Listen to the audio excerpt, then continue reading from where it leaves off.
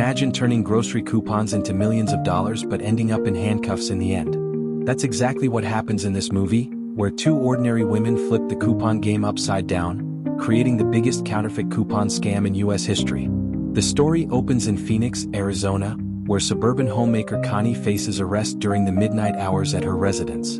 As she surrenders without resistance, she reflects on how the situation began several months earlier. Connie previously earned 3 Olympic gold medals as a competitive race walker, though this achievement didn't bring wealth or celebrity status. Currently she resides with her spouse Rick, an IRS examiner with whom she maintains a strained marriage. Due to their inability to conceive naturally, they invested considerable funds in fertility procedures. Yet tragically, when Connie finally became pregnant, she miscarried. Following this loss, Rick chose a traveling work assignment, keeping him away 3 weeks monthly. During his presence at home, Rick treats Connie poorly, continuously emphasizing her unemployment status, blaming her for financial losses from pursuing multiple fertility treatments when he wanted to quit after the initial attempt, and criticizing her excessive spending on her coupon fixation. This obsession proves genuine. Connie accumulates coupons, then purchases items in bulk quantities, storing everything in the former nursery to cover walls and suppress memories of her loss. The positive aspect of Rick's frequent absences allows Connie to develop friendship with neighbor Jojo, who operates a YouTube channel focused on money-saving advice and shares similar coupon enthusiasm. Jojo lives with her mother Josie and struggles finding employment after recent identity theft. During leisure time, she flirts with postal worker Earl and attempts door-to-door cosmetic sales with poor results. During supermarket visits, Connie presents cashier Greg numerous coupons for purchases. This delays checkout lines considerably but reduces her bills from over $100 to $16. Connie frequently states that watching pennies ensures dollars care for themselves. One afternoon, while organizing groceries on shelves, she becomes distressed discovering baby wallpaper among boxes, leading her to consume excessive cereal, attempting to ease her depression. The cereal proves stale, prompting Connie to channel her frustration into a complaint email to the manufacturer.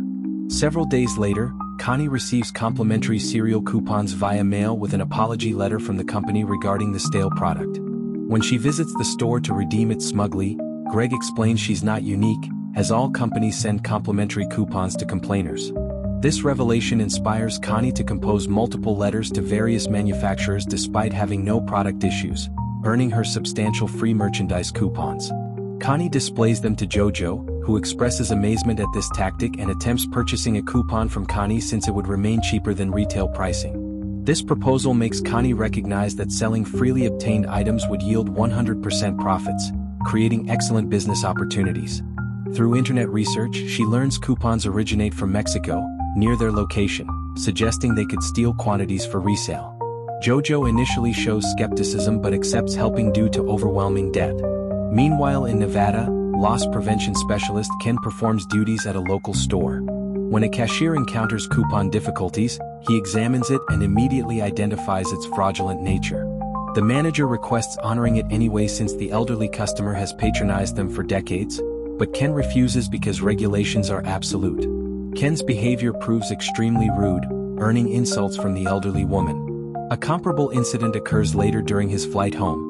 A mother requests he exchange seats with her daughter to observe the landing for calming purposes, but Ken declines rudely, claiming it's an important lesson for children. Upon reaching his solitary Utah apartment, Ken shouts at his television in frustration. The following day in Mexico, Connie and Jojo reach the coupon manufacturing facility and observe employees finishing shifts. They decide approaching Alejandro and Rosa, a couple already violating regulations but appearing harmless. The pair follows the couple by car, who initially fear robbery, but after Connie and Jojo explain their assistant's intentions, they're welcomed to Alejandro's residence for discussion. Rosa reveals her pregnancy and their inadequate salaries, making Connie and Jojo's proposition appealing. If the couple steals coupons for them, they'll resell them in America and share profits. Alejandro expresses uncertainty, but Rosa persuades him for their baby's sake. Planning proves straightforward. The factory divides into printing, where Alejandro works, and redemption, where Rosa works. Each department typically remains unaware of the other's activities. Every printed coupon produces excess material meant for destruction, but Alejandro can ship these extras to Connie and Jojo during truck distributions throughout America. Border crossings won't present problems since officials will only see coupon boxes, not illegal activities. Days later, the duo receives their initial coupon shipment, creating a basic website for sales and promoting it through Connie's channel. Their enterprise rapidly achieves success, generating substantial income, but supermarkets soon notice as well. Ken receives dozens of letters and calls from managers complaining about financial losses, prompting thorough investigation until he locates a credit card number associated with these coupon purchases.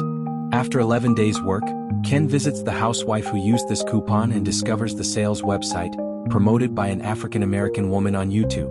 When Ken returns to his office and accesses the website, he finds the slogan, "If you watch the pennies, the dollars will take care of themselves." Returning to the duo, they're frustrated discovering their PayPal account froze due to receiving excessive money too rapidly. For unfreezing, they must demonstrate legitimate business operations. Lacking proper knowledge, they desperately decide contacting Tina, a renowned dark web hacker. Tina scolds them for promoting so openly since everything traces back to them. So after deleting Jojo's videos, she explains they need business fronts for money laundering. They'll obtain fake identification, bank accounts, and storage facilities, also waiting 6 months before spending money so established connections to their real identities can disappear. After agreeing, Tina receives 10% for assistance. She provides a special encrypted USB device for storing important files.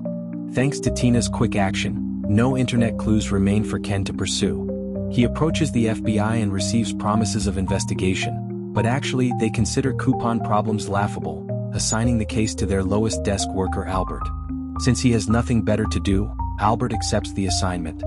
Using Jojo's cosmetics brand as cover and Tina's false identities, the coupon scheme grows into highly profitable business again while Ken leaves daily FBI messages.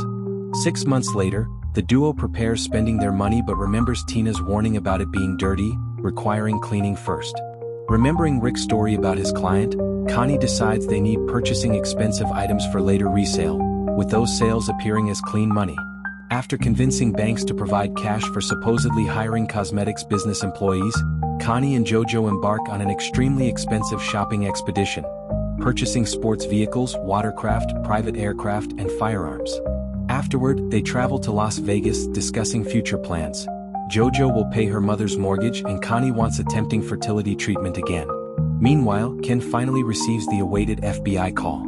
Albert informs him he cannot pursue internet leads because an expert deleted all digital trails, but since coupons arrive through traditional mail, he'll send someone capable of actual assistance. 2 days later, Ken meets Simon, a postal inspector. Simon accepts the case and requests Ken order website coupons for system examination. When the envelope arrives days later, Simon quickly notices it claims Kansas origin but actually comes from Arizona based on special online stamp numbers. He'll fly to Phoenix soon and agrees taking Ken since he knows local supermarkets. Returning to Connie, she schedules fertility clinic appointments and brings Jojo for support since she hasn't informed Rick. The doctor states this is her final opportunity, so Connie decides using donor sperm instead of her husband's.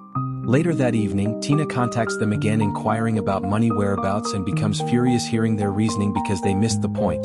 Using Jojo's cosmetics brand had already cleaned the money. Now they must sell everything purchased immediately and return it to banks in small daily amounts. When Rick returns from his latest business trip, he notices Connie's new television, so she claims she obtained sales employment and no longer uses coupons. This greatly pleases Rick, who calls her a new wife, making Connie more certain about proceeding with donor treatment. Meanwhile, Ken and Simon interrogate area cashiers, seeking clients with coupon obsessions. When they reach Greg, they find needed information. He doesn't know Connie's name but provides her description and mentions her 2 pennies motto, which Ken recalls from the website. The next day, they visit the local postal office seeking workers who know anything about a blonde coupon user. Nobody remembers Connie, but upon hearing coupons, they inform on Earl because he constantly watched Jojo's savings tips on YouTube.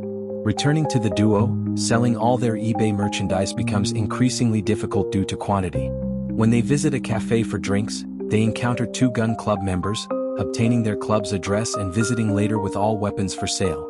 Jojo delivers an excellent sales presentation but the leader still refuses purchasing them, so the duo agrees on substantial discounts for buying everything, sealing the agreement. Ken and Simon interrogate Earl privately, but he refuses providing information. Once released, he visits Jojo's house and leaves her a note in an envelope disguised as regular mail among bills, which Josie takes without understanding its importance.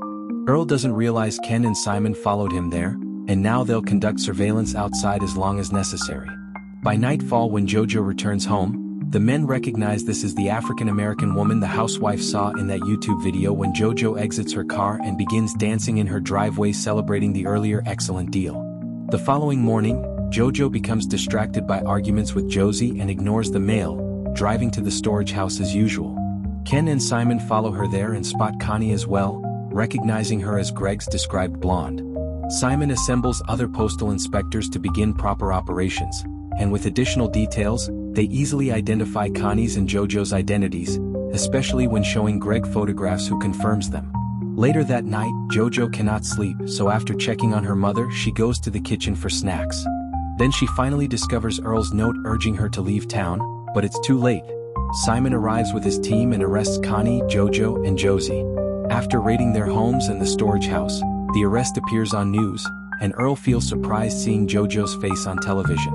When interrogations begin, Rick and Josie quickly deny involvement and agree cooperating with authorities.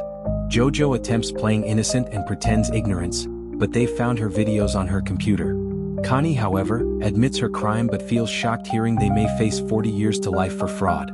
If she accepts full responsibility for initiating everything, they'll treat Jojo more leniently, so Connie accepts the agreement.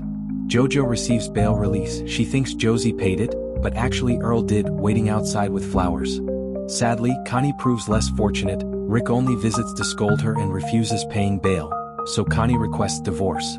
Investigation continues and inspectors trace coupons back to Alejandro and Rosa, but by discovery time, the couple has already vanished. Since the trail went cold, the Mexican government won't pursue them. Connie hires rather expensive legal representation, proving correct. On trial day, the lawyer convinces everyone that Connie and Jojo simply utilized loopholes the same way corporations constantly do. His strategy succeeds and Jojo receives 10 days imprisonment plus 1 year probation, while Connie gets 11 months incarceration with parole possibility. Simon and Ken feel dissatisfied with this outcome and demand explanations from the state attorney, who explains the judge showed leniency because coupon brands pressed for mercy to avoid negative publicity. For such megacorporations, the $80 million this scheme cost them represents mere pocket change. Now the case concludes, Simon must depart, but first tells Ken he's a good person and he's glad working with him, though he needs reducing his attitude slightly. As time passes, everyone's lives transform. Ken begins showing more kindness, making exceptions for elderly clients with fake coupons and finally gathering courage to create dating app profiles. Connie obtains her desired divorce and the fertility treatment proves successful, so she spends her prison months with a large pregnant belly. Authorities seize most scam earnings, but fortunately they ignore nursery boxes thinking it's just food, so Jojo rescues those boxes, knowing Connie has been concealing cash in them throughout.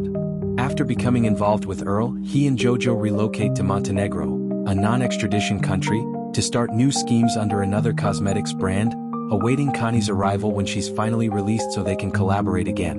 And that's where Queenpins leaves us. It's a reminder that chasing shortcuts can sometimes cost more than the reward itself. Connie and Jojo weren't hardened criminals, they were just two women who wanted control over their lives.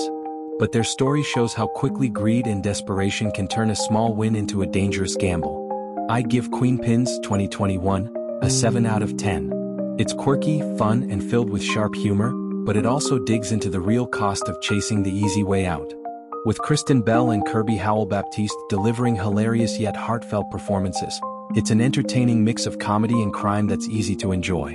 If you enjoyed this recap, don't forget to like, comment, and subscribe for more breakdowns of wild and unexpected stories. Thanks for watching and see you in the next video.